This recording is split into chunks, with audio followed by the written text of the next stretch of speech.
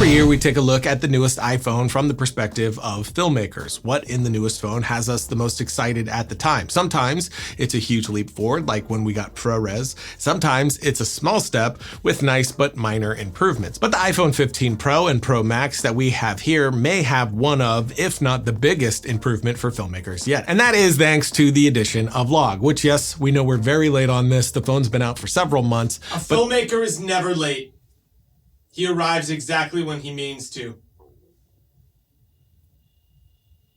Or something like that. But right off the bat, let's start with what log is. Log, which stands for logarithmic encoding, is a very flat image that retains as much info from your shot as possible. For the iPhone, it's also the image without any of the extra intense processing Apple puts on it to make it look pleasing. So right out of the box, and what log is doing for us here, and specifically the fact that it is ProRes log, it's giving us as clean an image as possible from our iPhone sensor. There's plenty more to say about this, but my friend Stu Mashkowitz already made an excellent video that goes into much more informed detail than I can do here, so check that link out in the notes below. He also made some conversion LUTs that he's giving away for free, which I will be using in this episode, so check that out too. But let's jump into the image here with this shot, a very bright and sunny setting, which is feeding our sensor with a delicious amount of light, giving us the best image possible. What we are looking at here is the built-in camera with all of Apple's processing on the image, and this is log. None of that processing at all. Then we can toss on one of Stu's conversion LUTs to get into Rec 709 color space, and I'm sure you can see that there is a massive leap in quality between the two.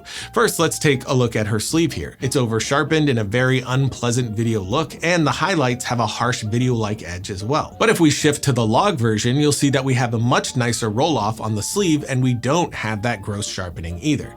For me, that sharpening is probably the biggest difference between the two. To make this image more appealing, Apple is denoising the footage and then sharpening on top of that. You can see that really well in the tree area here and over the building, streetlight, and sign. Right around the edges, you get this artificial edge that I'm sure you'll recognize from times that you've taken your own denoising too far. But again, when we shift to log, we get a much more smooth and clean edge. Now, this shot is from Apple's camera app and it's not ProRes, and our log footage is shot in ProRes using the new Blackmagic camera app, which is amazing, by the way. It's the best camera app I've used by far, and it's free. Super easy to use, every feature you could want, including setting my shutter to angle, which is just the coolest thing. Its interface turns the phone into a very familiar feeling camera as well, which I appreciate. It felt like I didn't need to translate anything in my head while shooting because it was all very intuitive, and the best part is it's free, so definitely worth giving a shot for yourself. For our first shot here, I did want to compare the two at that greater divide between the in-camera app and the Blackmagic app,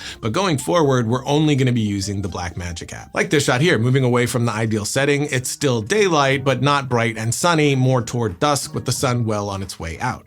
And here I am again using the same phone, my iPhone 15 Pro Max. But this time, both shots are done with the Blackmagic app with identical settings and both in ProRes. The only difference here is log or not. Even through the Blackmagic app with ProRes, you see we are getting the same issues around objects like this. And again, if we look at our log and drop on a LUT, this time using the LUT called OneLUT, which is supposed to give the Apple log image an Alexa-styled look, but now with them both corrected, we can see that the difference between the two is pretty much the same, especially in the streetlight. We have some really ugly artifacts and that same edge, but again, in the log, we don't have any of that. And all of this applies to the iPhone 15 Pro too. We tested the two phones against each other, the Pro versus the Pro Max, and again with the Blackmagic app on both, the same settings on both, and I can't really see a difference between the two cameras, at least not to my eye. There is a difference in the lenses though, but before we get to that, let's thank today's sponsor. And that is Licked, which is basically the only place I know of where you can get some of the biggest songs in the world inside your films and videos without dealing with copyright claims or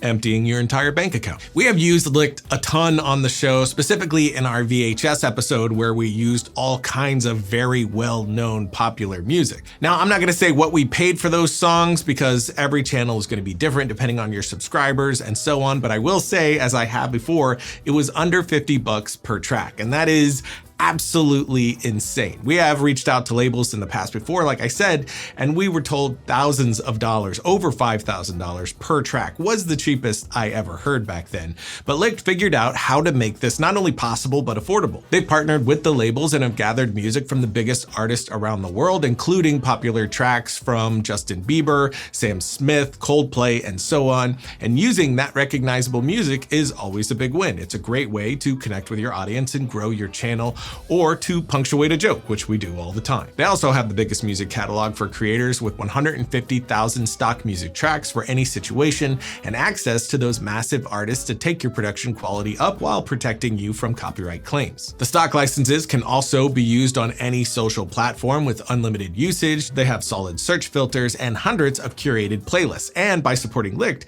you are supporting the artists as well. And the more creators who join the platform, the more labels that Licht can sign on. So sign up to Licht and use our link below for 14 days free stock music and 50% off your first mainstream chart track. And that is a limited time offer, so be sure to jump on that now.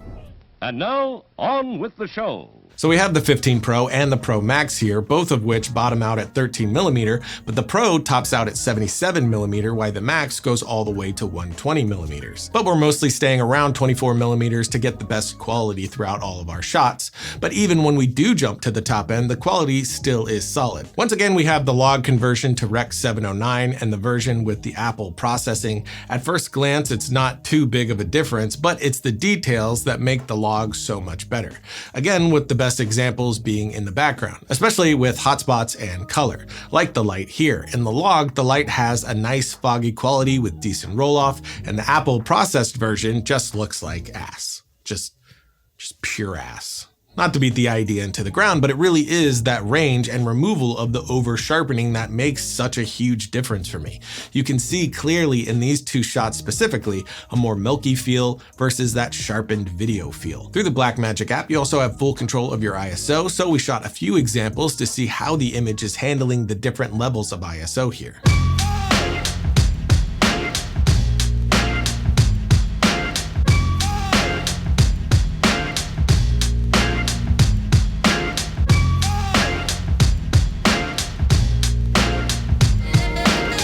Something I found more interesting this time around was the low light, which is where I found the most obvious difference between log and Apple's processing. We shot this in our warehouse with the only light coming through some cracks in the garage door and another iPhone light bouncing off my hand. Each camera was set to 800 ISO, and while the log version definitely isn't the best in low light, it's still passable and infinitely better than the processed version, which is blurred and smudged with a bit of a ghostly look to it. Pretty unusable in my opinion. But let's also jump through the ISO again to see what kind of noise we are getting in this low light setting.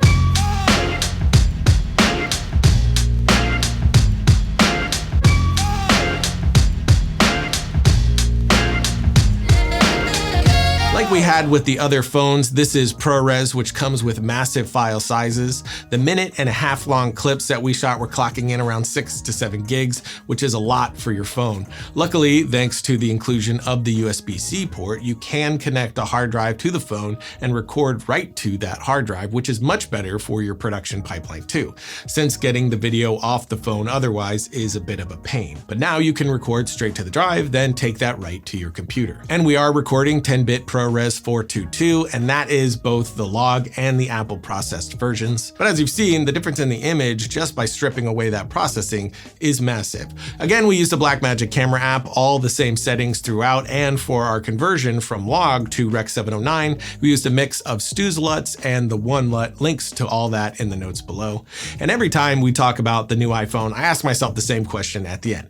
Would I shoot a short film on it? That answer has always been no until this time. While I'm not jumping straight to a yes, for the right project, I would be open to the idea for the first time. The leap forward that log gives us here is pretty insane, and given the fact that you can write your script right here, make your storyboards, shoot your film, edit it, and even do music for it right in your phone if you wanted, that's just insane to me and so exciting for the future of filmmaking. Not because pros can get their hands on this, but because the full production process is in the pocket of so many future filmmakers. As a young filmmaker, this is officially literally all you need to get started figuring out how to tell your story. And I think that's going to lead to filmmakers being more fluent in the language of film at a very young age, and that will bring some amazing art from the next generation. So if that's you, don't see this as just a phone. Look at it as your film school. Go make your art, let it fail, make more, and do it again, all with this tiny little thing that's already in your pocket.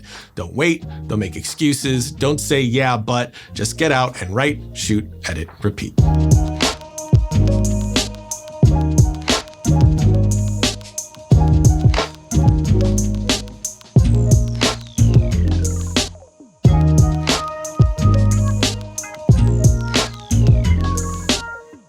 See you later.